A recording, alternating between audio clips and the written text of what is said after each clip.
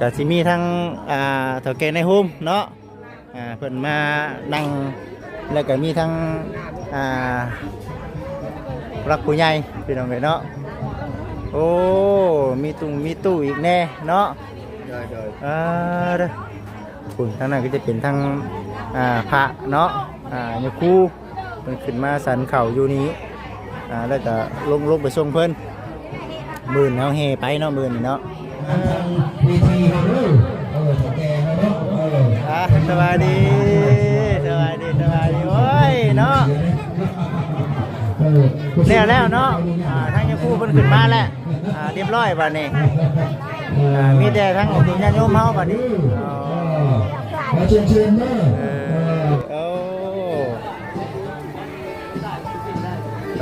เพิ่นก็ย่อสิพี่น้องเนาะ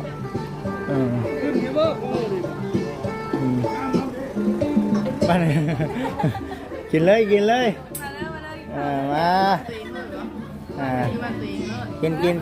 แล้วก็ไปเอาบุญบัดนี้เนาะอยู่นี่กระบุญอยู่พุ่นกระบุญคือกันกินข้าวเที่ยงกินได้ก็มาเฮ้ยพอแล้วเนาะเดี๋ยวคนสวดแถวนี้มันสิกั้นใจเนาะเอาดีได้เนาะคนสวดแถวนี้เขาเจ้าโอ้ยพอแห้งแล้วเนาะตามสบายพี่น้องเนาะ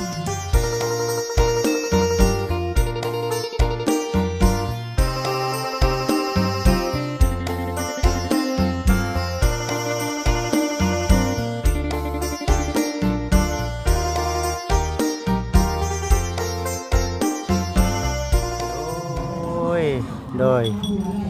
กับทักทายสบายดีเด้อกับสบายดีสวัสดี FC ทุกท่านเนาะทั้งฝั่งลาวฝั่งไทยทั้งต่างประเทศพี่น้องเอ้ยพบพ่อกับทางบ่จิตคือเก่าเส้นเดิมเด้อพี่น้องเด้อตอนนี้ก็คือว่าพี่น้องเนาะหลังจากว่ามื้อวานนี้มาส่งของอยู่ของกินเนาะวันนี้เนาะทางบ่จิตเองก็เลยเนาะเอาซองพี่น้องเนาะทางง่ายๆเพิ่นแน่แหละที่ว่ายังบ่มีโอกาสได้มาก็เอาซองมาฝากซองเด้อประชันก็คือว่าพี่น้องเอ้ยเนาะมื้อนี้ก็ทั้งน้องๆเพิ่นมานำก็สิพาเพิ่นไปวัดน้ำแน่นะพี่น้องเอ้ยก็เลยต้องได้มานำกันเดี๋ยวส่งซองแล้วบ่จิตเองก็สิได้ออกไปพี่น้องเนาะเบิ่งก่อนเด้อพี่น้องเด้อทั้งแต่เฮาเนาะอัดปลากระป๋องเลยมื้อนี้เนาะสบายดีปลากระป๋องใครยีดอกมีแต่มีแต่คนทนดีไปเว้าเองเนาะเจ้าได้เหรอเพิ่นอยู่ทางหน้าหมู่นี่เนาะบ่เป็นหยังคนพิเศษเด้อถือว่านั่งก่อนก็ได้ไปนั่งถ่าไปนั่งถ่าคุณมื่อนี้ก็ได้มีนั่งถ่าก่อนก็ได้ตัวทั้งน้องถือทองน้องเชล่าสบายดีได้นอนอยู่บ้างเมื่อคืนนี่ได้นอนอยู่เนาะนั่งก่อนมาแดงหนีจะมาได้นอนดอกเนาะนั่งถ่ามีตีนไก่ให้เอาตีนไก่มาก็สีน้ำกระปุ้นเอายังก็เห็ดยังมาเห็ดบ่มะเร็งบ่มีแต่เอาตีนไก่ไปไว้เนาะช่องนี่ป้าใส่ก่อนเนาะช่องนี่ให้เธอพอเลยเนาะโดยพี่น้องเอ้ยทั้งยาคูเพิ่นมาแล้วเนาะเพิ่นมาแล้วพี่น้องเอ้ยสันเพนเนาะก็สิประมาณนี้แหละคนขายพี่น้องเอ้ยเนาะถือว่าหลายเต็มนึงคุณแหละเอาตามนั่นเลยเอาตามสบายเลยเด้อเดี๋ยวนั่นก่อนพากันไปเบิ่ง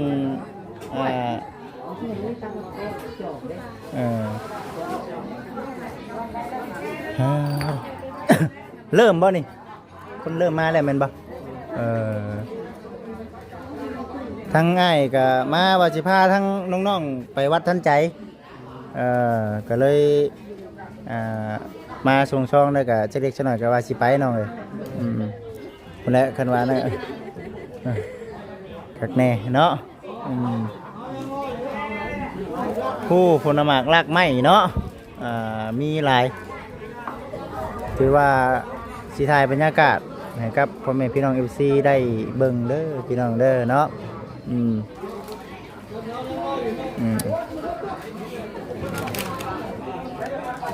โอเคโอเคโอเคโอเคสีประมาณนี้แหละโอ้คนหลายเนาะคนหลายพี่น้องเลยถ่ายบรรยากาศนี่แหละเบิ่งเด้อแจ้งบ่มาแรงนี่ว่าสิแจ้งแน่เนาะตู้มาคักชาพุ่นอย่าพาเมื่อเนาะป้าสาพี่น้องเด้อเนาะให้ก่อนเดี๋ยวเบิ่งถ่ายทั้งน้องๆเพิ่นมาก่อนพี่น้องเอ้ยก็สิประมาณนี้แหละเนาะเป็นบุญกองป้าพี่น้องเนาะ FC เพิ่นก็ว่าเอ้าบ่จิตเป็นงานหยังว่าซั่นพินเนาะพี่น้องเอ้ยทั้งสร้างแก้วเนาะเพิ่นได้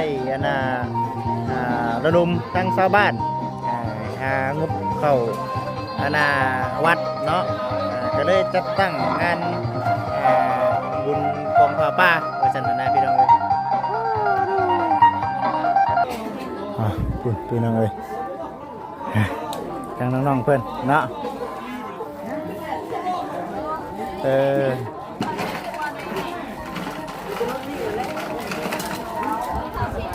ทางแก้วดิทางน้องสุดท้องอยู่ในเฮือนไผ่เกาะเพื่อนเจ้าคุณบ่โอ้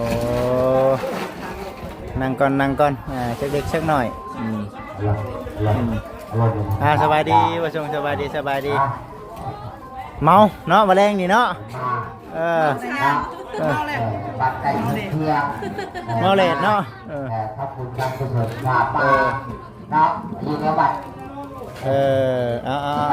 ป้าชาวน้องเสือท้องไปเอา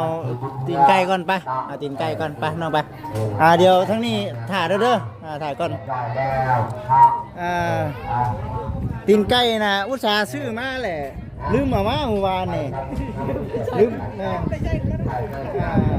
ลืมมาแหละเมื่อเช้านี้ลงตลาดนัดพี่น้องเนาะขายไปส่วนหนึ่งแล้วเดี๋ยวส่วนงบเดี๋ยวทั้งไอ้สิเอาเป็นเงินให้ของทางเจ้าแม่เพิ่นนั่นแหละพอดีแล้วแหละสิเอาเงินส่วนนั้นน่ะไว้ให้กับน้องใช้จ่ายชื่อหันชื่อนี่ยันว่าบ่ทงบ่ทันแม่นหลายอย่างเยอะแม่นดาวในห้างแม่นบ่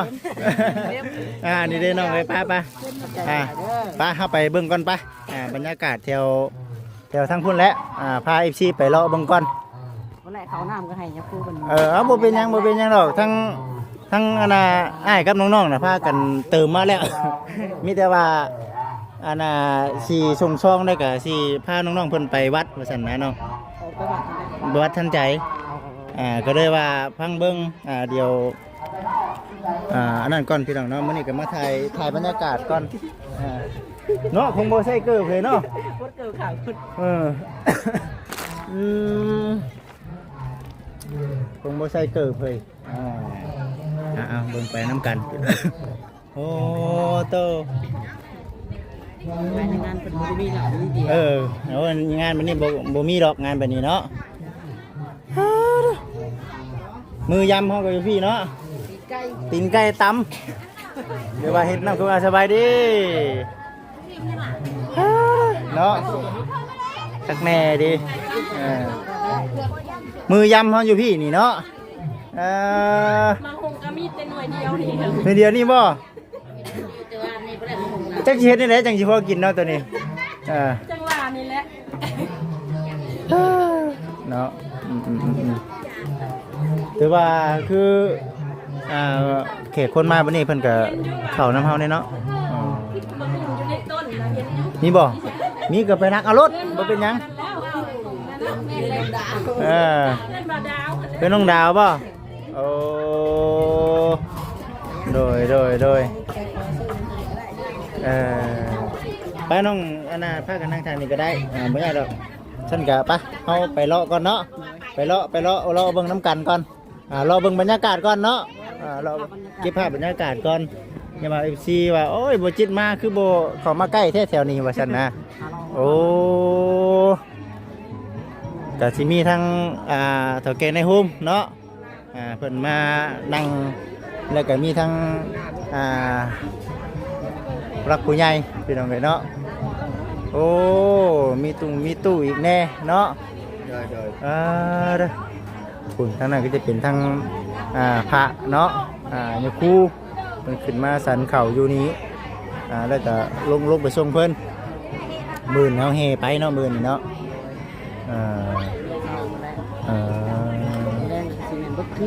มาแรงนี่เนาะเบิดคืนนี่แหละโอ้มีทางเพิ่นอยู่พุ่นพร้อมบ่นี่ มันหน่อยเนาะบวิดเนาะโอ้เอาบเป็นยังเนาะบเป็นยังก็ถือว่าได้แล้วสามีก็ได้เนาะพี่น้องเด้อเบิ่งก่อนเนาะเบิ่งบรรยากาศก่อนบรรยากาศได้ไงก็สิอันนี้เนาะบุญกองพระป่าเนาะโอ้นี่ก็เคยเฮ็ดแน่เคยเฮ็ดเป็นเพิ่น รุ่นเรียนบ่นี่เอาแล้วนี่เนาะครั้งแรกซ้ำนี่ภาพนี้ได้เรื่องพี่น้องนี่ เป็นปัจจิตปัจจัยทางชาวบ้านเพิ่นมาโฮมกันช่วยกันเนาะตัวพระเขาพระน้ำนี่คือเป็นชิ้นหมูเฮานั่นน่ะบ่เป็นบ่แล้วก็เขาแนะนำทางคุณยาซาเป็นมาสัมเพลงกับแม่นตัวน้ำชาวบ้านเพิ่นนำเนาะซอยกันเลยมาแต่งมาเตือนประสานนี่แหละที่มาแล้วก็ยอมานั่นแหละเดี๋ยวฉันเนาะก็ถือว่าสิประมาณนี้แหละบ่ไหวเนาะมันเป็นงานเบิดบ้านได้นี่เนาะเบิดบ้านต้องซอยกันถ้าแกเนาะมาเอาผ้าขาวออกด้วยครูบาอาจารย์เพิ่นชั้นเข่ากันแล้วเนาะมีพอออกมากินบาทนี่เนาะมาเอาด้วยถ้าแกเว้ยที่เขาผ้าเข่ากันบ่ได้บ่พุ่นเนาะสิพุ่นบ่ย่อผ้าขาวผ้าน้ำเอาบ่เป็นหยังเฮาถ่ายบรรยากาศก่อนพี่น้องเนาะเก็บภาพบรรยากาศก่อนอยู่ในงานนี่แหละก็สิประมาณนี้เนาะเพิ่นกระสูดเรียบร้อยแล้วเนาะส่วนเพิ่นเทศเรียบร้อยแล้วเนาะแม่นบ่เฮาบ่เป็นคนย่อของกินเฮ็ดแล้วได้ของกินน่ะกินได้แบบสั่นแบบนี้หากปรุงเรียบร้อยของกินน่ะอยู่พุ่นนะแม่นบ่แล้วก็ตักช่วยกันตักเนาะ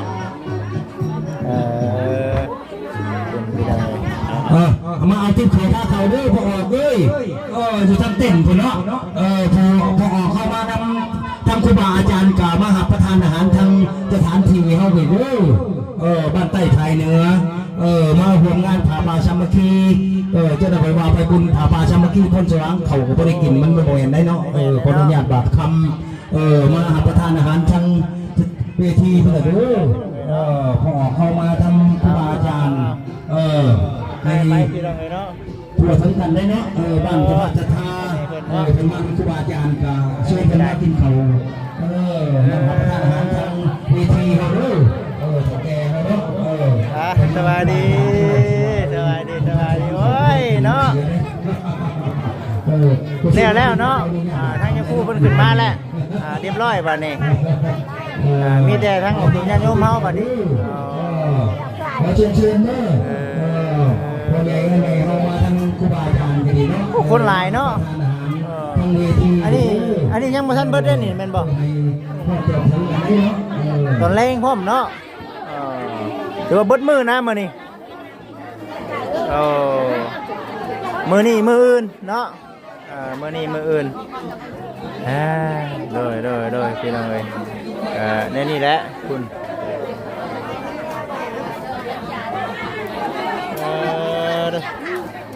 ซอยกันกินข้าวกินน้ำมานี่ถึงเวลากินข้าวเนาะแมันบ่คนละเดี๋ยวเจ้าหน่อยจะได้คุยกับทางช่างแก้วก่อนว่าซั่นนะ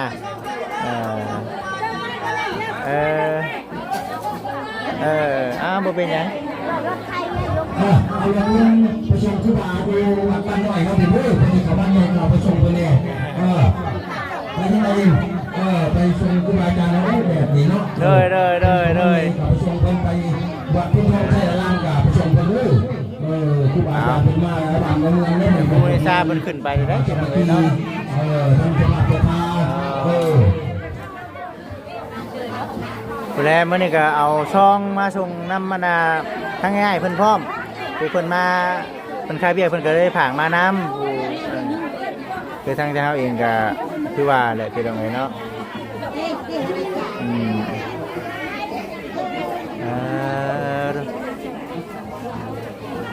เผากองบุญเบิดคืนเลยเนาะเบิดคืนจนแจ้งโดยกินเนาะเนี่ยโอ้โดยฮะกินแล้วกินโดยโยนได้บ่ทางไหนทางนั้นได้เอาแล้วเนาะสิบ่ได้นั่นแล้วสิเนาะพี่น้องเอาสบายดีเนาะย่อเข่าย่อนั่งแล้วตามสบายทั้งน้องๆเพิ่นเนาะเดี๋ยวสิถ่ายบรรยากาศก่อนให้กับพ่อแม่พี่น้อง FC ได้เบิ่งเอาเบิ่งไปนี่แหละบ่จิตบ่เป็นหยังดอกพี่น้องเอ้ยเนาะขอเพียงทั้งชาวบ้านชาวเมืองนี่แหละก็ได้ว่าสิถ่ายเบิ่งบรรยากาศนำกันมีข้าวมีน้ำเบิ่ง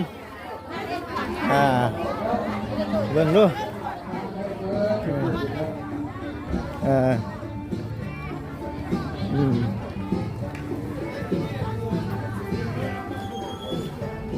แผนกขนส่งเฮาเนาะ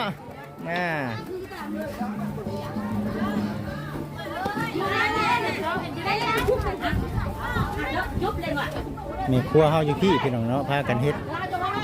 ซอยกัน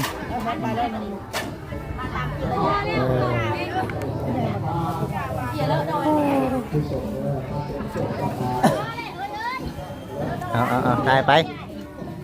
เบิ่งบรรยากาศน้ำกันพี่น้องเด้อเอาสีประมาณนี้แหละ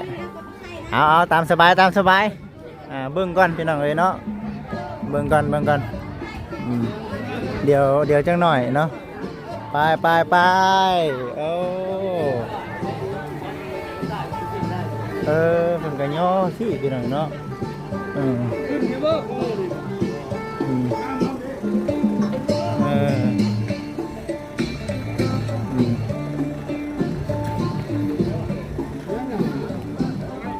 กินเด้อตามสบายเด้อมากินเลยมากิน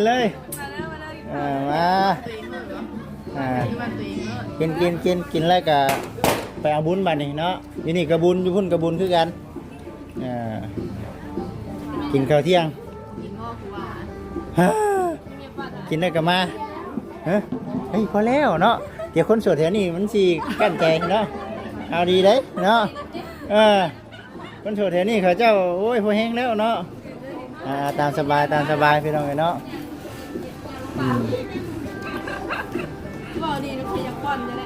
ยี่ดอกบัวเป็นยังเนาะจังไหนเพิ่นบ่เมื่อน้ำเฮาได้นี่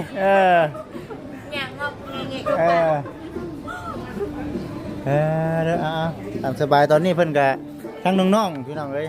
กำลังย่อผ้าขาวผ้าน้ำอยู่ซึ่งทางบริษัทเองก็คือเห็นนี่แหละเดี๋ยวจะได้คุยกับทางสังแก้วเล็กๆน้อยๆแล้วก็จะได้เดินทางพาน้องๆเพิ่นออกไปวัดพี่น้องเนาะทั้งนี้ก็สิให้ครับทางน้องๆเพิ่นนี่แหละเนาะจัดแจงเบิ่งงานคือว่าเนี่ยพี่น้องเนาะทางชาวบ้านนี่แหละเนาะ ช่วยๆกันอ่าเห็นแล้วก็คือว่าคือขึ้นดีเนาะคนขายคนขายเฮาฮะให้กินน้ำบ่กินซะพี่น้องเอ้ยเนาะกินน้ำเพิ่นก่อนซะเด้อพี่น้องเด้อเนาะต่อพี่น้องเลยเนาะมัวแต่ย่อคนอื่นตึงกินแล้ว นะ บ่ ข้าวแล้หมูกินก่อน ให้หมูกินก่อนบ่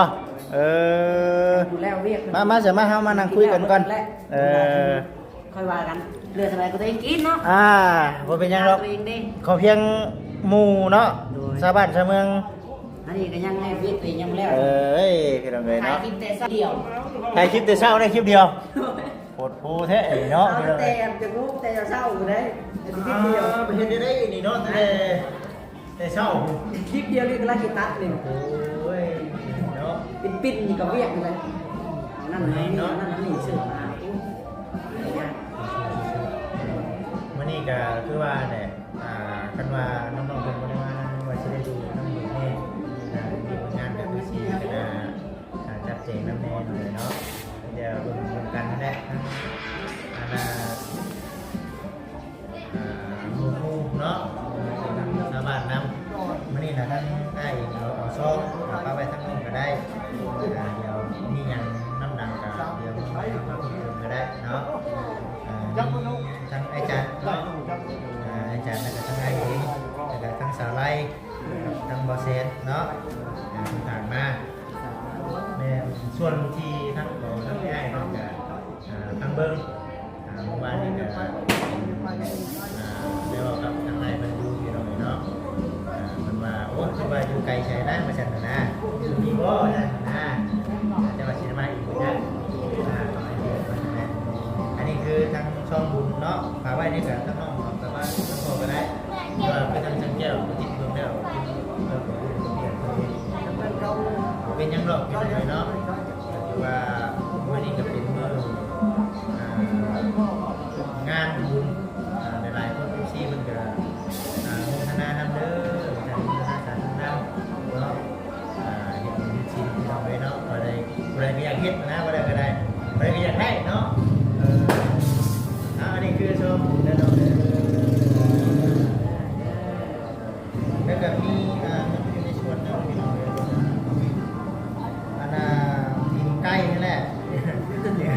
ชื่อมาเมื่อวานนี่แหละมาเนาะมาเลยลืมเนาะลืมชื่อมาเรียบร้อยลืมแต่ว่ามีเก้น้ำได้เอาจิตตลาดน้ำแต่ว่าอยู่ในส่วนนึงแบบอะไรสิฮักเป็นเงินเลยนะเนาะไว้กับน้องๆนี่แหละก็ประชาชนอะไรมาทำแบบในน้องๆเลยเนาะอันนี้นะเลยเสียเงินทั้งไม่น้อยเพิ่นนั่นแหละ3แสนไว้ใส่ถุงไว้เดี๋ยวนี้นั่นมีชื่อได้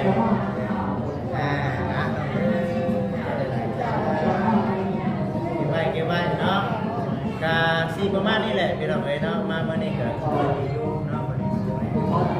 กับเราตั้งคิดตั้งใจอยู่ในพี่น้องเลยเนาะเรานัดมือนัดวันมาเก่งคนกันว่ามาร่วมงานนี่กันว่าหลายคนแต่คนแรกพี่น้องเนาะหลังคนแรกจะสิมาหาน้องๆกันในทางทำเองมันไปโทรมาหาทั้งไงอยู่นี่แหละ